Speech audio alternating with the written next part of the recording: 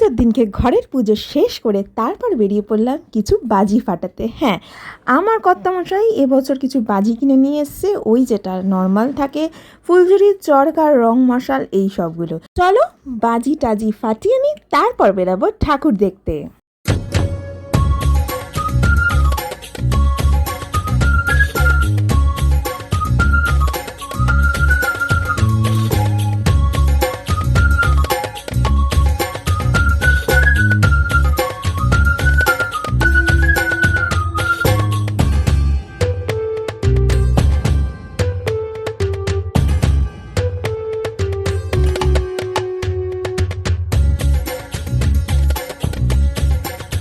এখন বাজে রাত্রি 8টা, আর বাজি কমপ্লিট করে এখন দুজনে মিলে বেরিয়ে পড়েছি ঠাকুর দেখতে। আর আজকে আমি পরেছি একটা ব্ল্যাক কালারের স্কার্ট আর টপ। কালী পুজোতে আমার সবচেয়ে বেশি ভালো লাগে সবার ঘরে এত সুন্দর সুন্দর ডিজাইন ও টুনি লাইটগুলো জ্বলে না, যা দেখে আমার তো দারুণ লাগে। রাস্তাঘাট সব জায়গাতে থাকে, দেখো সামনে ছোট বাচ্চারাও বাজি ফাটাতে ব্যস্ত। তো চলো আমাদের এই পাড়ার প্রথম ঠাকুর তোমাদের সামনে তুলে ধরি।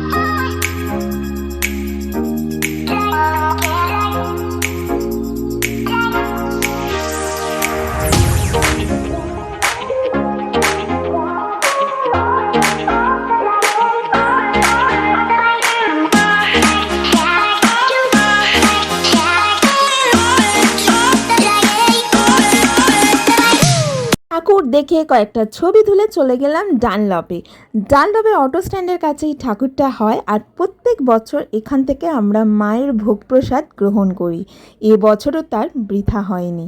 এবছরও যখন গিয়েছিলাম তখন ভোগ প্রসাদ বিতরণ চলছিল, ঝটপট লাইনে দাঁড়িয়ে পড়লাম। আর মায়ের এই ভোগ, তার তো কোনো তুলনাই হয় না।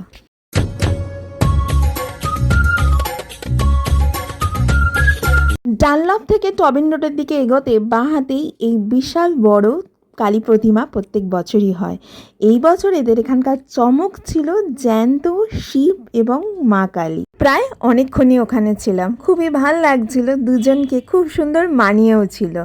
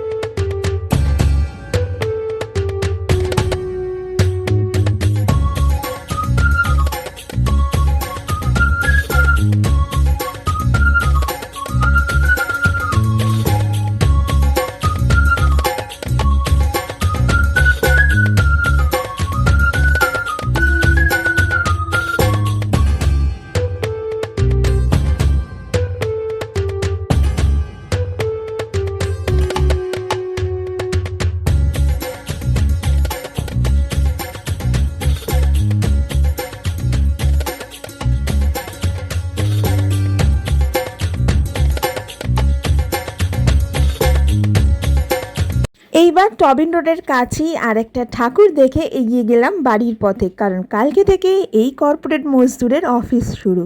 তো আজ আর বেশি ঘোরাঘুরি নয়, কারণ বেশ রাতই হচ্ছে এবং কালকে থেকে অফিস যেতে হবে। তো এটাই ছিল আজকের আমার দেখা শেষ কালী প্রতিমা।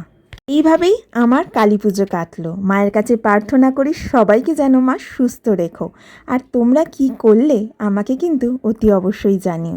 আজকের ভিডিওটা আমি এত অবধি রাখছি। খুব তাড়াতাড়ি দেখা হচ্ছে নতুন কোনো ভিডিও নিয়ে। Till then take care, tata.